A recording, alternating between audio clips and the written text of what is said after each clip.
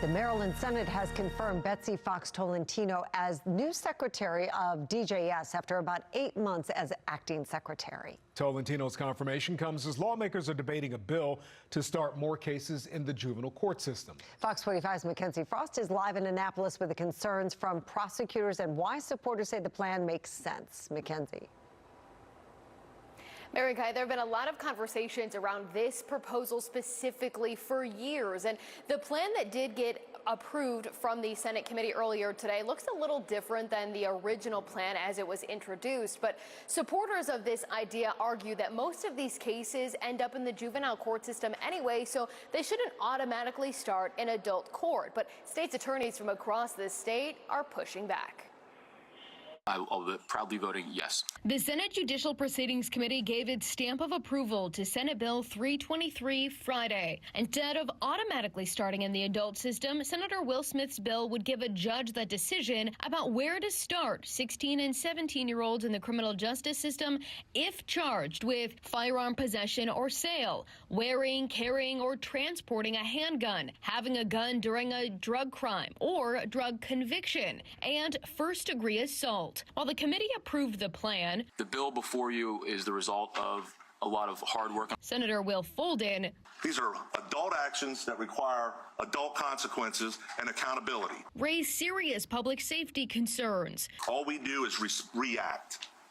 Where's the proactivity? During an interview for Fox 45 News In Depth, 4 state's attorneys from around Maryland argue when a judge makes the decision about where to start the case, they may not have all of the information about the juvenile. The judge is not the prosecutor or the police. So we can look at that case, and if it's a low-level offender or a first offender, yes, we may recommend that case be in juvenile court.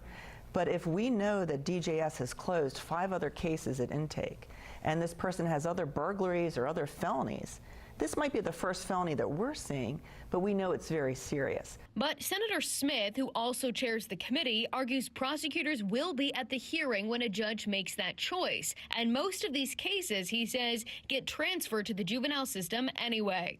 They're already ingesting that work anyway. They're already doing this workload. We're just wasting a bunch of time and money by sending them to the adult system first. Senator Smith argues juveniles are not getting the resources and programming necessary while in the adult system. But prosecutors say the Department of Juvenile Services isn't equipped to handle the current number of kids, and the programming available now is not adequate. Fix the system first.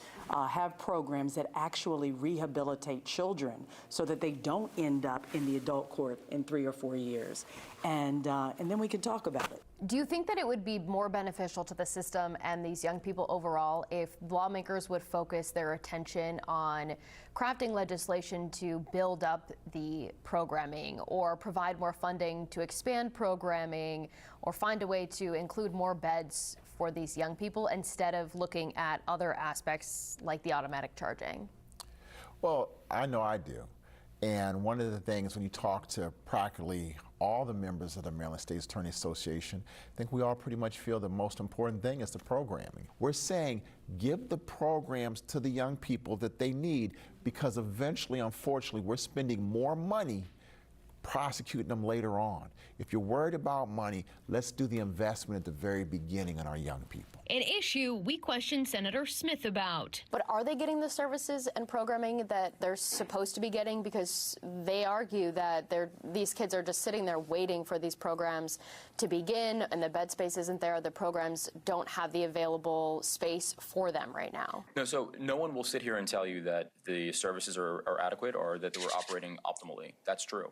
But this is happening right now anyway, except we're wasting a lot of time and they're getting no services and no education in the adult system. A version of this plan has been pushed in Annapolis for years without success. That there was a lack of trust between the previous secretary and this committee, and me personally. But with the new DJS secretary in place, Betsy Fox Tolentino, lawmakers say they have more trust in the system. The new secretary, I've spoke with at length, I know many of you have as well, has changed the culture of the department, has changed the policies of the department.